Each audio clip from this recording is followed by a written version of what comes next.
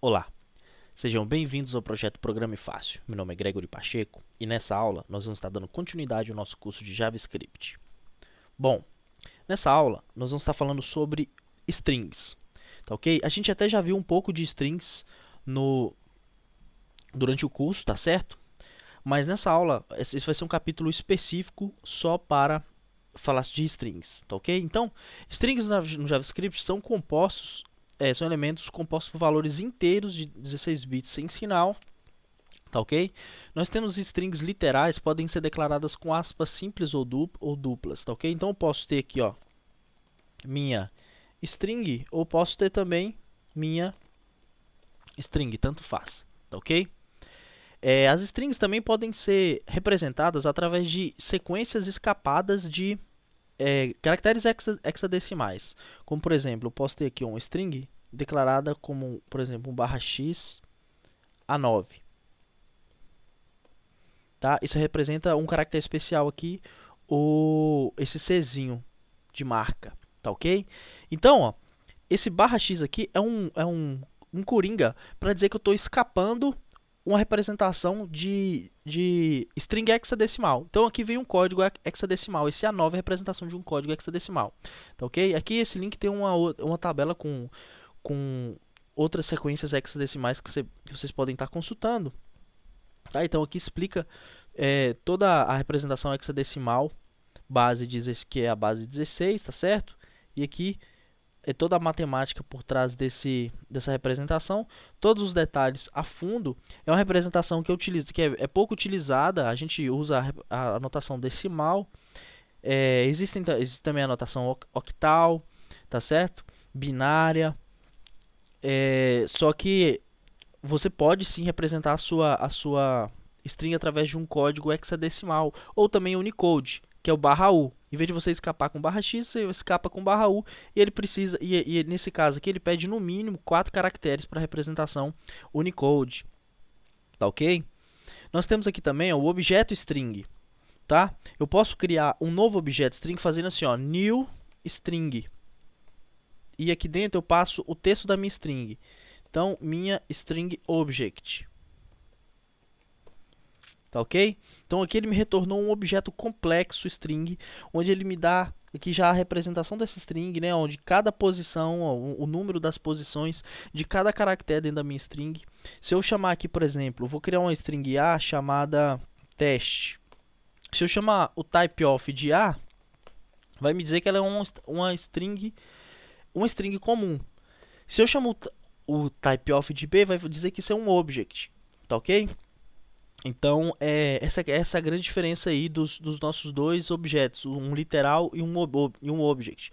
Esse objeto string, ele é basicamente uma capa em volta de um objeto literal, de um objeto primitivo de string. E ele dá uma espécie de superpoderes para as strings, então, para essa string. Então você vai poder fazer outras coisas que um objeto literal, né, um objeto primitivo, não vai ter condição de fazer, tá? Então ele também tem inclusive representação diferente, mas enfim, o objeto string ele tem que ser utilizado só mesmo em momentos em que uma string literal comum não vai te atender, tá certo? Ele pode ter alguns comportamentos inesperados, como por exemplo a função eval.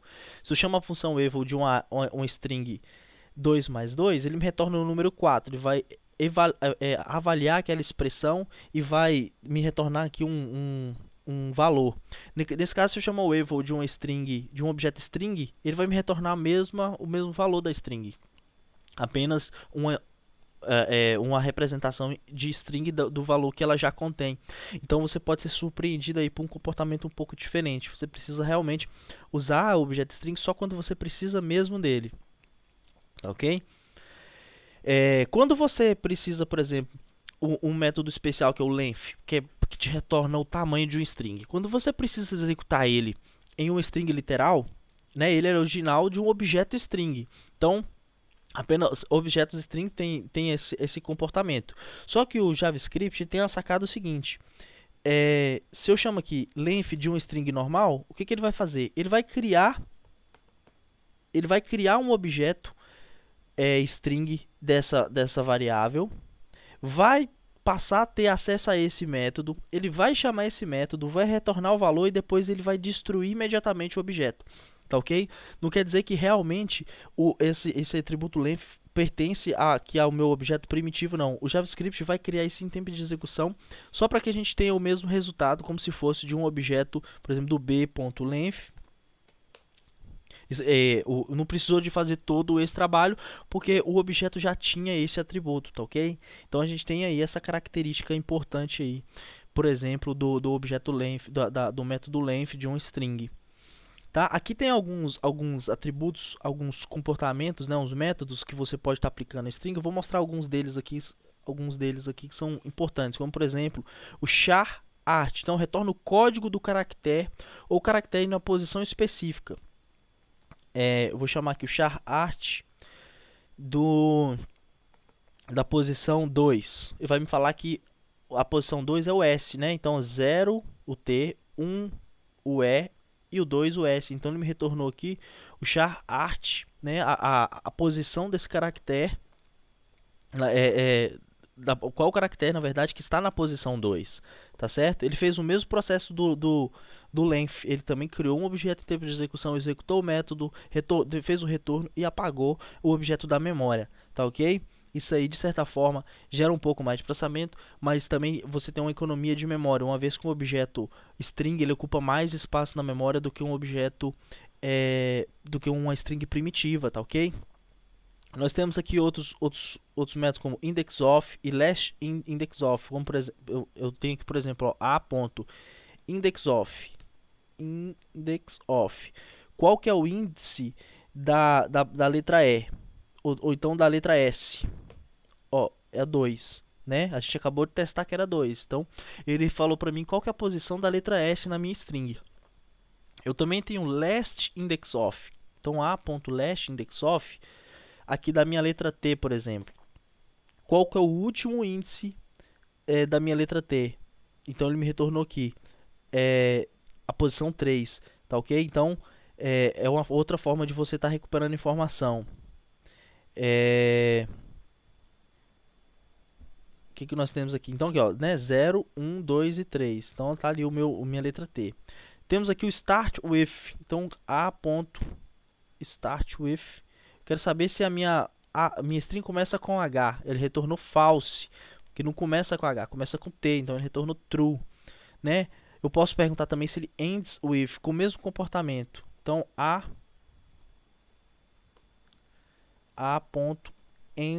with TE. Então termina com TE. Se eu perguntar se termina com TS, ele vai falar que é falso. Entendeu? Então tem isso aí também. Tem o includes, né, que eu passo ali, ele vai falar se aquele trecho daquela string está lá dentro, né, faz parte da minha string. Eu tenho o a.concat, que ele vai concatenar a minha string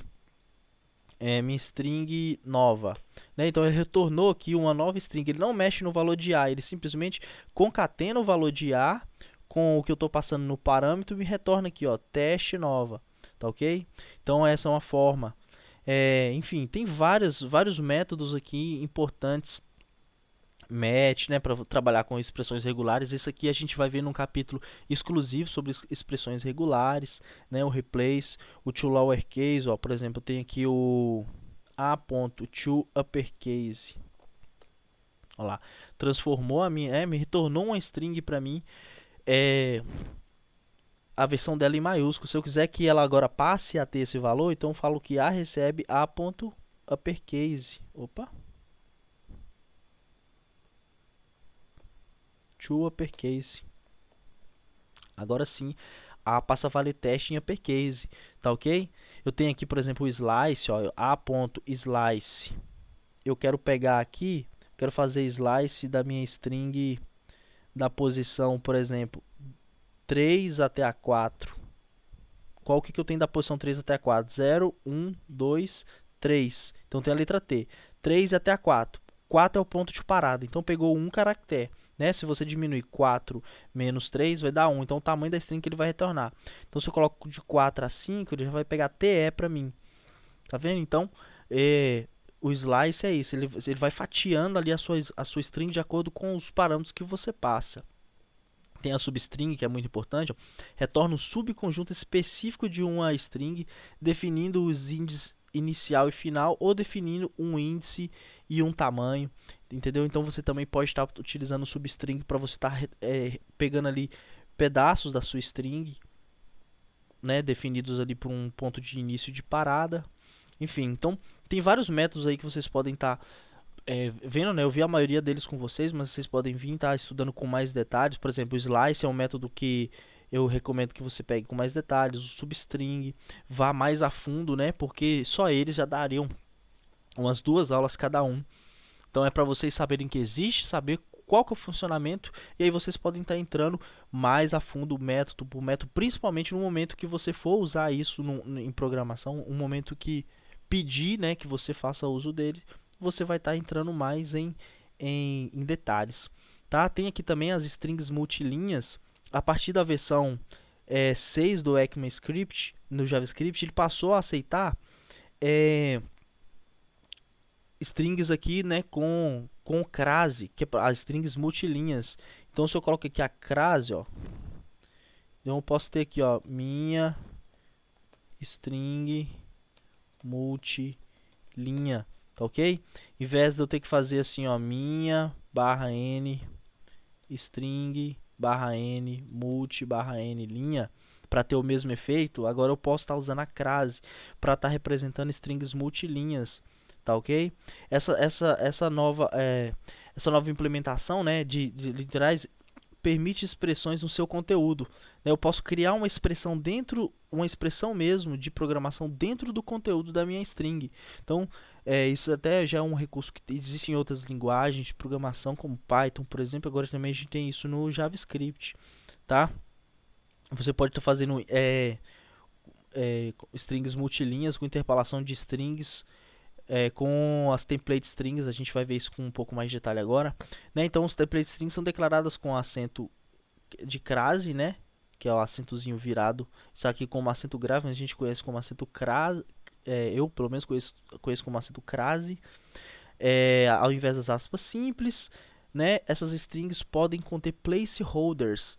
Os placeholders são indicados pelo cifrão e com chaves. Então, se eu posso estar representando aqui um placeholder e colocar uma expressão lá dentro disso, que é o que traz aqui para mim, ó.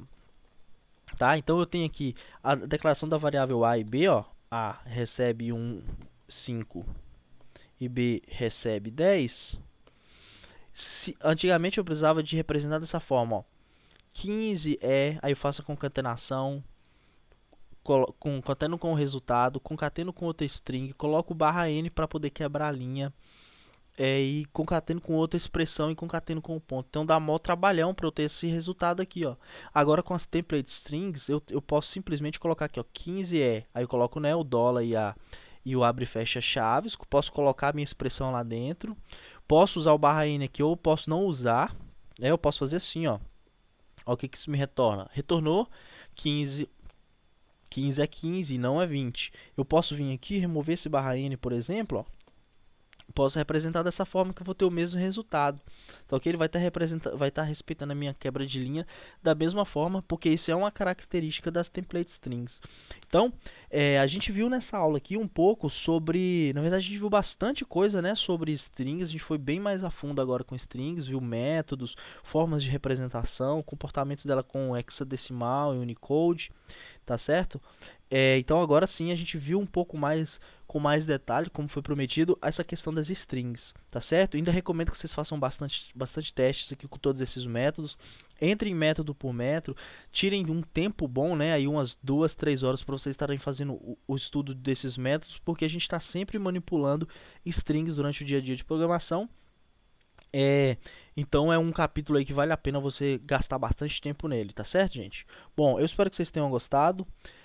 Caso vocês tenham ficado com alguma dúvida, vocês podem estar postando no nosso fórum ou estar nos enviando por e-mail. E eu aguardo vocês na próxima aula. Um grande abraço e até mais.